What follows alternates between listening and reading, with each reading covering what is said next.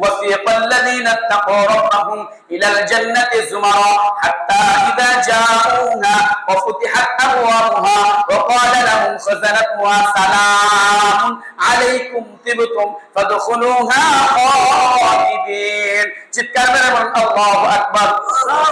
আল্লাহ রাব্বুল আলামিন সূরাতুজ জুমার 24 নম্বর পারায় 5 নম্বর পৃষ্ঠায় এই আয়াতটা এনেছেন।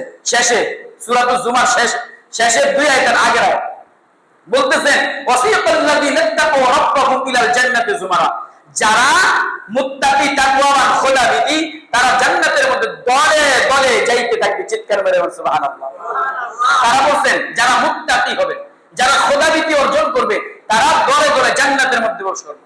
হাত্তা ইযা জাউহা, এবং জান্নাতের যে রক্ষীগুলো আছে অফুতিহাত আবওয়াবুহা, তাদের জন্য ওই রক্ষীরা জান্নাতের দরজাগুলো খুলে দিবে।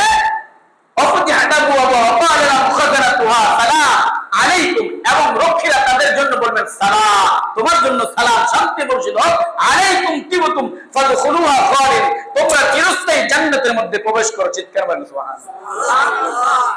তাইলে আমরা যদি জান্নাত আমার জন্যই রেখেছেন, এই জান্নাতগুলো আমার জন্যই সাজাইছেন, এই জান্নাতগুলো আমার জন্যই তৈরি করা হয়েছে, এই জান্নাত থেকেই আমাকে আহলান সাহাদান মারহাবা স্বাগতম স্বাগতম করার জন্য ফেরেশতারা এক এক দরজার মধ্যে দাঁড়িয়ে থাকবে, এই আমাদের জন্যই।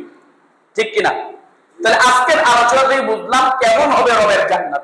আলোচনার বিষয় হলো কেমন হবে রবের জান্নাত। তাহলে বুঝতে পারলাম যে আল্লাহ রাসূল সাল্লাল্লাহু যে কথাগুলো বলেছেন, এই জান্নাতগুলো এত সুন্দরভাবে সাজাইছেন, সবকিছু এই বান্দার জন্য। কার জন্য ভাই? দেখেন এই